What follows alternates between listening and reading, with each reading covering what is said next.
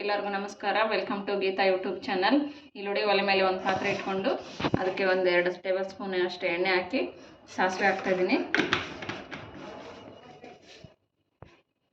ಚಿಟಪಟ ಅಂತ ಸಿಡಿಲಿ.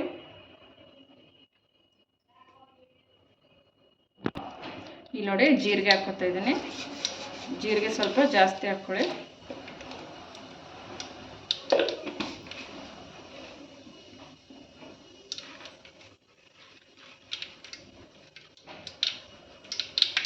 ಇಲ್ಲಿ ನೋಡಿ, ಅದು ಸಿಡಿತಾ ಇದೆ. ಅದಕ್ಕೆ ಇವಾಗ ಶುಂಠಿ ಬೆಳ್ಳುಳ್ಳಿ ಪೇಸ್ಟ್ ಹಾಕ್ಕೊತಾ ಇದ್ದೀನಿ.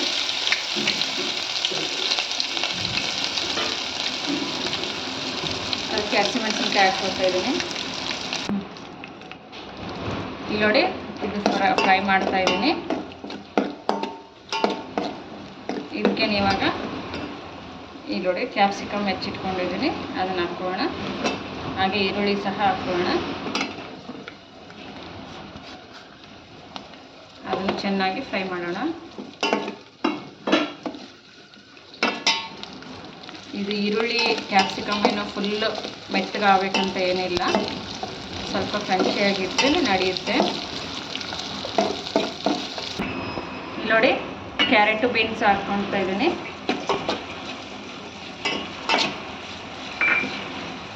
ಇದು ಚೆನ್ನಾಗಿ ಬೆನೀಲಿ.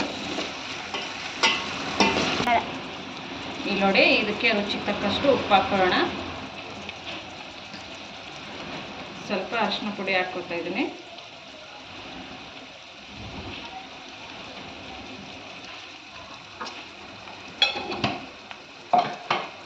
ಅದನ್ನೀಗ ಚೆನ್ನಾಗಿ ಕಲಸೋಣ.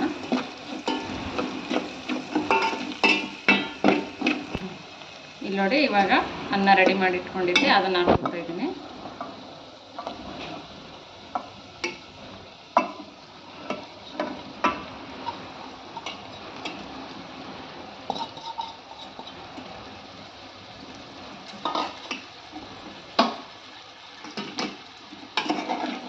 ಇದನ್ನು ಚೆನ್ನಾಗಿ ಕಲಿಸ್ಕೋಬೇಕು. ಇಲ್ಲಿ ನೋಡಿ, ಈಗ ಕಲಿಸಿದ್ದೀನಿ. ಇದಕ್ಕೆ ಇವಾಗ ಸೋಯಾ ಸಾಸ್ ಹಾಕ್ಕೊತಾ ಇದ್ದೀನಿ. ಇದನ್ನ ಇವಾಗ ಚೆನ್ನಾಗಿ ಕಲಿಸೋಣ. ಯಾರೆಲ್ಲ ನನ್ನ ವಿಡಿಯೋ ನೋಡ್ತಾ ಇದ್ದೀರಿ, ಫಸ್ಟ್ ಟೈಮ್ ನೋಡೋರು ಸಬ್ಸ್ಕ್ರೈಬ್ ಮಾಡಿ, ಲೈಕ್ ಮಾಡಿ, ಶೇರ್ ಮಾಡಿ, ಹಾಗೆ ಪಕ್ಕದಲ್ಲೇ ಕಾಣೋ ಬೆಲ್ ಐಕನ್ನು ಕ್ಲಿಕ್ ಮಾಡೋದ್ರ ಮೂಲಕ ನನ್ನ ಚಾನಲ್ಗೆ ಸಪೋರ್ಟ್ ಮಾಡಿ. ನಾನಿವತ್ತು ಮಾಡಿ ತೋರಿಸ್ತಾ ಇರೋದು ರೆಸಿಪಿ ಬಂದು ವೆಜ್ ಫ್ರೈಡ್ ರೈಸ್ ಅಂತೇಳಿ. ನೀವು ಯಾವ ಥರ ಫ್ರೈಡ್ ರೈಸ್ ಮಾಡ್ತೀರಾ ಅನ್ನೋದನ್ನು ಕಮೆಂಟ್ ಬಾಕ್ಸಲ್ಲಿ ಹಾಕಿ.